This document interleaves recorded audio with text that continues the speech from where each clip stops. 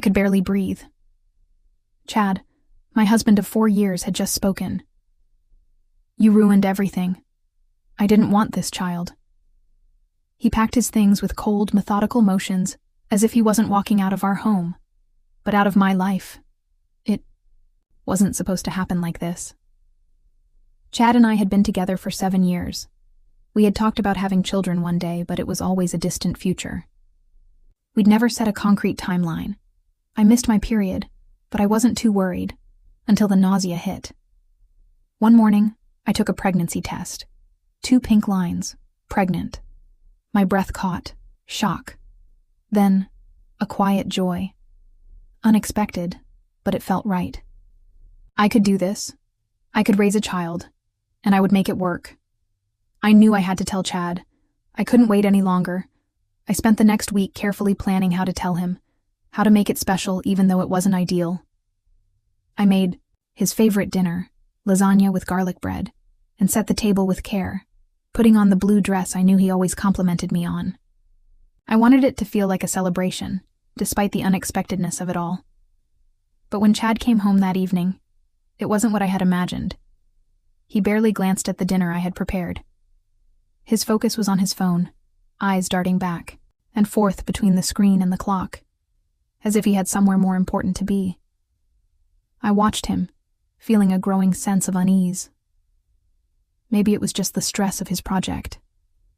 But as the minutes ticked by, I couldn't shake the feeling that something was off. After dinner, I gathered my nerves and took a deep breath.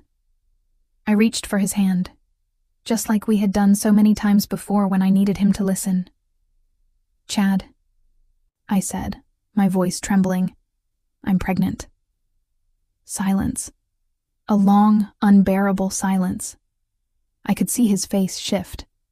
First confusion, then realization, followed by something I never thought I'd see on him. Anger. You ruined everything, he said, his voice sharp, as if the words had been waiting to escape for a long time. I didn't want this child. I felt the floor slip out from under me. His words hit like a physical blow, and I was gasping for air. What do you mean? I whispered, struggling to understand. He continued, each word driving the knife deeper into my heart. I never wanted kids. I was just going along with it to keep you happy. But it was never real to me. My mind raced. My heart raced. Is there someone else? I blurted out, barely able to ask, but needing to know. Without hesitation, he answered. Vanessa. Vanessa, his colleague. The woman who had been in our lives. The one he'd always praised at work. The one who was always brilliant and full of ideas. The woman he had been seeing for months behind my back. I couldn't breathe. The world tilted on its axis, and everything I thought I knew about my marriage shattered into pieces. How had I been so blind? How had I let this happen? And then, just like that, he was gone. He didn't look back. He grabbed his things, walked out the door, and left me standing in the wreckage of our life. No explanation, no apology, just a cold goodbye. And just like that, I was left to pick up the pieces, alone, pregnant, and heartbroken. The silence that followed Chad's departure was deafening. I didn't know how long I sat there, staring at the door, at the empty space where he had just been. 1 minute, we were sharing a quiet dinner, and the next, my world had crumbled. My stomach churned, not from the pregnancy, but from the overwhelming sense of betrayal that twisted through me. I was pregnant, and Chad was gone, leaving me alone with nothing but questions and heartbreak. I didn't know what to do. I couldn't move. I sat there in a daze, wondering how everything had gone so wrong, and then, in a small, quiet voice, I picked up my phone. The first name I scrolled to was Julie, my best friend, the one I had always relied on. I needed someone to tell me everything was going to be okay, even if I didn't believe it. Julie picked up on the first ring. Melissa. What's wrong? Her voice was full of concern. She must have heard something in my voice because the next thing I knew, she was at my door, pushing it open without even knocking. I don't know what to do, Jules, I whispered, my voice barely audible as I led her into the living room. I collapsed onto the couch, burying my face in my hands. He left me. He left me for her. For Vanessa. Julie didn't need me to explain further. She sat next to me, wrapping her arms around me, letting me cry.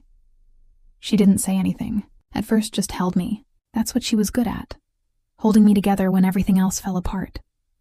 It felt like hours before the tears slowed down enough for me to talk again.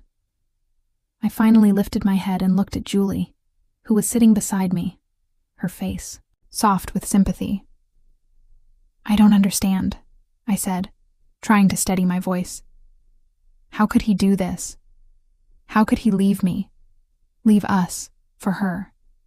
Julie shifted uncomfortably beside me, her gaze faltering for just a moment. I saw her lips pressed together, her fingers fiddling nervously in her lap. There was something in her eyes, a hesitation, a guilt I couldn't quite place. Jules? I whispered, confused by her reaction. She looked at me, her eyes full of conflict. There's something I need to tell you, she began, her voice barely above a whisper. I sat up straighter, my heart pounding in my chest. What is it? What's going on? Julie took a deep breath, as though gathering the strength to speak the words. I was with Chad, Melissa. When he left, I didn't know what to do. We were both hurting, and I didn't want to be alone. The world seemed to stop for a moment. My breath caught in my throat, and I felt like the room was closing in on me. What? My voice barely formed the word. I shook my head, unable to process what I was hearing. You and Chad? Julie nodded, her eyes filled with sorrow. I'm so sorry, Melissa. I should have told you sooner. I should have never let it happen, but I was so lost, and Chad was there. I didn't mean to hurt you. It was a mistake. Julie, my best friend, my rock, had betrayed me too. The pain was unbearable. I stood up, feeling dizzy, my legs unsteady. How could you, Julie? The words left my mouth, sharp and accusing before I could stop them. You knew how much I loved him. You knew how much I depended on you. Her face crumpled with guilt. I never meant for it to happen this way. I don't even know what came over me. I didn't know how to handle everything either. But that's no excuse. I'm so sorry. I didn't know what to say. What could I say? My mind was racing, a storm of emotions flooding through me. First Chad, and now Julie. I felt as though the people I trusted most had turned against me. Without another word, I turned and walked toward the door. I need some space, Julie. I can't talk right now. Julie didn't stop me. She didn't say anything else as I stepped outside for some fresh air, but I could hear her soft sobs behind me, and something inside me broke.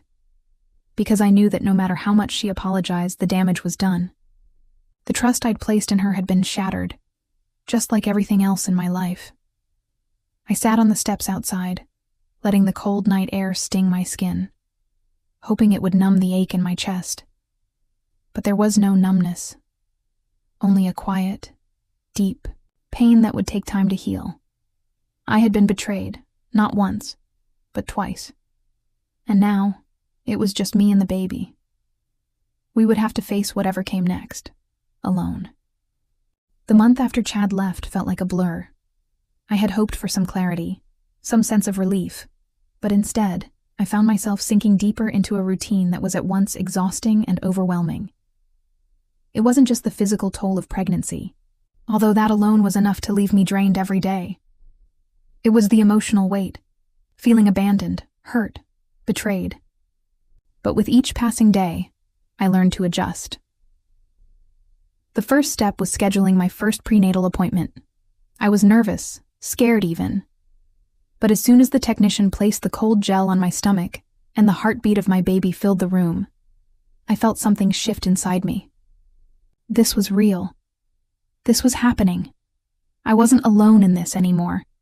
It wasn't just me anymore. It was me and Tiago. I felt a sense of responsibility, but also a fierce resolve. I would raise my child, and I would do it alone if I had to. Started researching everything I needed to know about raising a child on my own.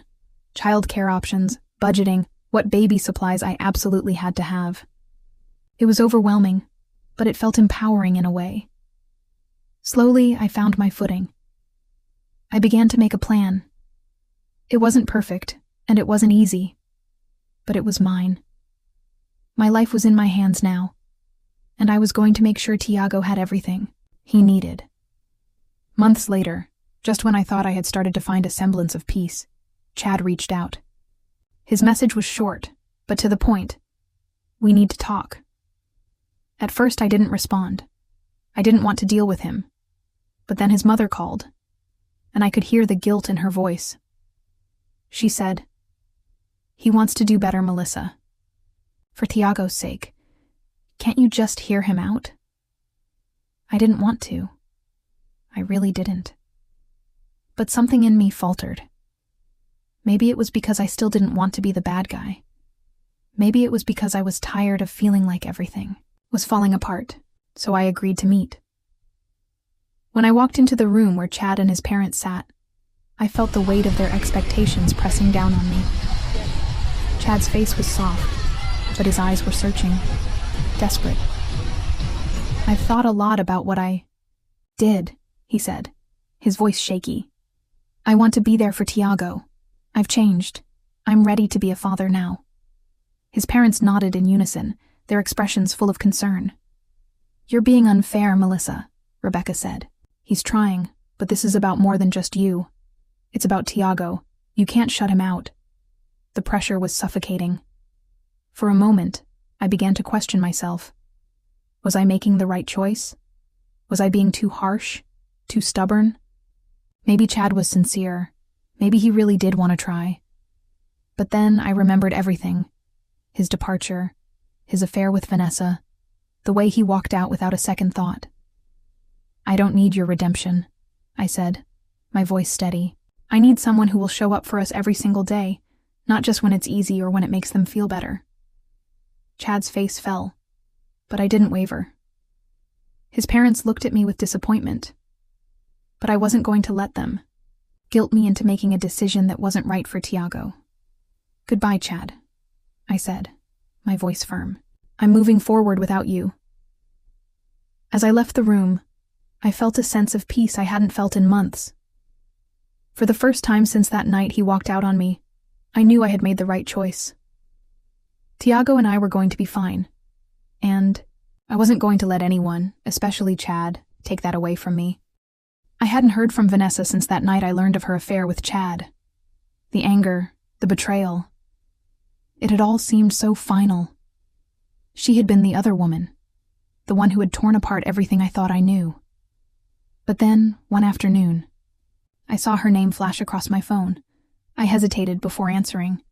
Part of me wanted to slam the phone down, to pretend she didn't exist. But another part of me felt like I needed to face this. I needed to confront her, if for no other reason than to find some catharsis, some closure. So, I answered. "Melissa, I know this might be the last thing you want to hear from me." Vanessa's voice came through, shaky but sincere. "But I wanted to reach out. I owe you an apology. I've been thinking about what happened with Chad, and I regret everything. I never meant to hurt you." I sat in silence for a moment. Regret? It was hard to believe. How could she regret something she'd willingly participated in? But as I listened to her voice tremble with genuine remorse, I felt something stir inside me, a mix of rage and something softer. Was it curiosity? Or maybe just a need to understand? "What do you want, Vanessa?" I asked. trying to keep the bitterness from seeping into my voice. I want you to know the truth. I've been carrying guilt too. And I know that doesn't excuse anything, but I need you to hear it from me. Chad lied to both of us. I believed him when he said he was unhappy, that he needed space from you. He manipulated me into thinking you didn't care about him the way I did. But looking back, I see the pattern. He did it to both of us. He was emotionally unavailable to me, just like he was to you. Our relationship was never what he made it out to be. Chad wasn't just unfaithful. He was a liar, a manipulator, and I had been blind. He lied to me too, Vanessa continued, her voice quiet. He told me you were controlling, that you were holding him back. He said he couldn't be himself with you anymore. But now I know it was all him, all his insecurities. He didn't want a family. He just wanted freedom.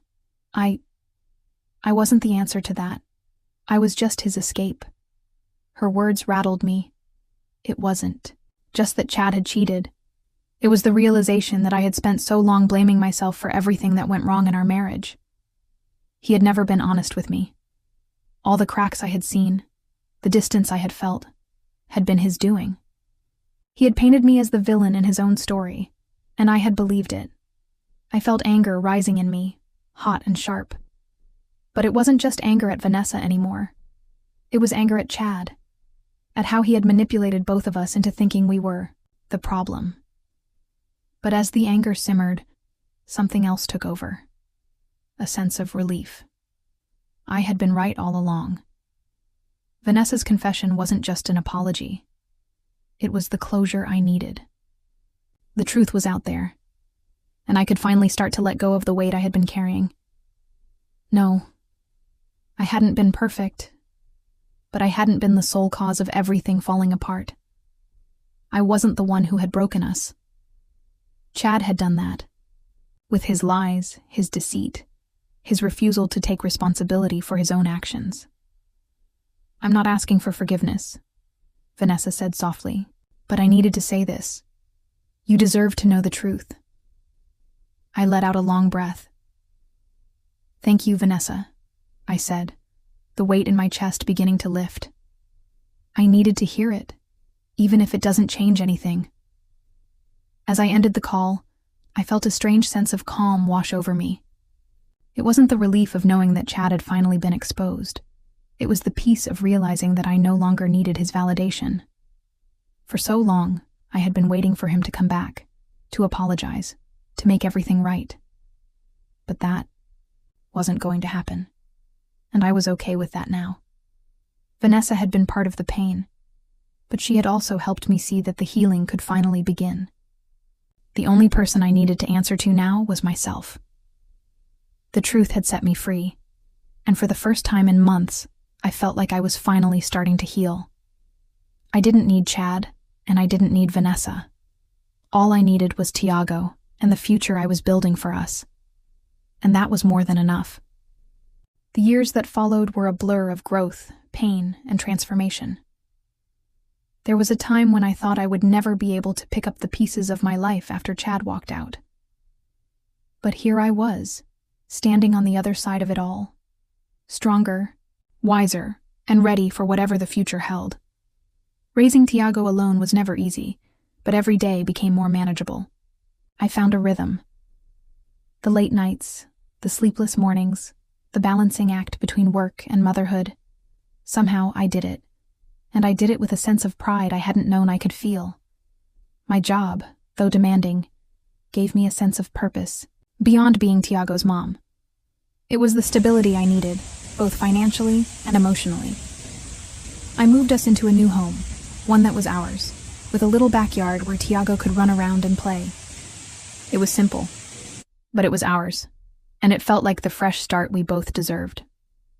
Julie was still in my life, of course, but things were different now. Our friendship had evolved in ways I hadn't expected. I had forgiven her for the betrayal, but trust was something that took longer to rebuild. There were times when I still questioned her motives, but I realized that forgiveness didn't always mean forgetting. It meant acknowledging what had happened and learning to move forward with a stronger sense of self. Julie respected that boundary, and in time, we found our way back to each other. But now, I kept my heart a little more guarded. I wasn't the same person I was before everything had fallen apart, and I wasn't going to let the same mistakes happen again. Then came Douglas Pierce.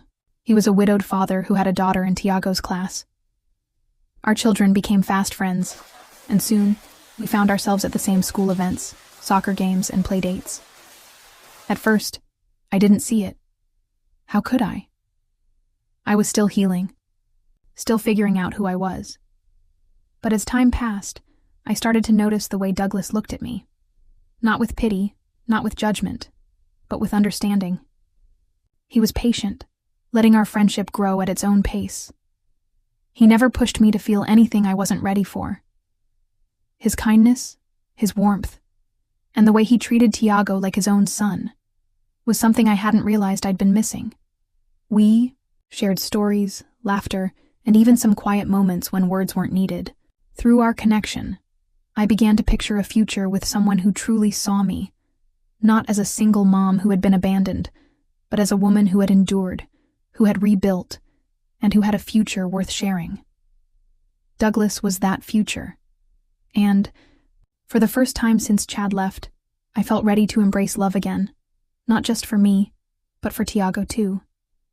But as the past always seems to do, it found a way back into our lives. Chad reached out. His message was simple, yet heavy.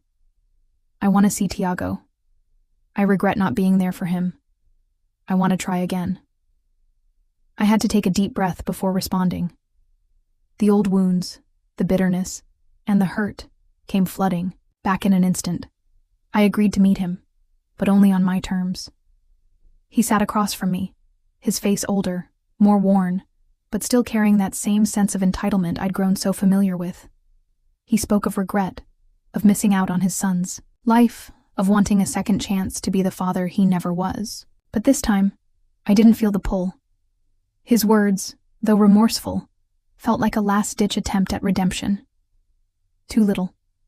Too late. No, Chad, you made your choice. Tiago and I are fine, without you. I said, my voice calm but unwavering. Chad looked hurt, but I didn't care. I had no more room for him in my life. He had already shown me who he was. I had built a new family, a real family, one based on love, trust, and consistency. I turned to Douglas later that night, as we sat together in the living room, the quiet hum of our home wrapping around us like a comforting blanket. I told him everything that had happened with Chad, and in that moment, I knew. This was it. This was the future I had created. I didn't need Chad. I didn't need his approval or his presence in our lives. I had Tiago, who was growing into an amazing little boy, and I had Douglas, who had shown me that love didn't always have to come with conditions. It could come with patience, understanding, and a willingness to build something real. As I looked at Douglas, I knew he was the one I wanted to share my life with. Not because I had to, but because he chose us. He chose me and Tiago. And for the first time in years, I could honestly say that everything was finally okay. Tiago had the family he deserved, and I had the life I had fought so hard to create. We were whole. We were enough.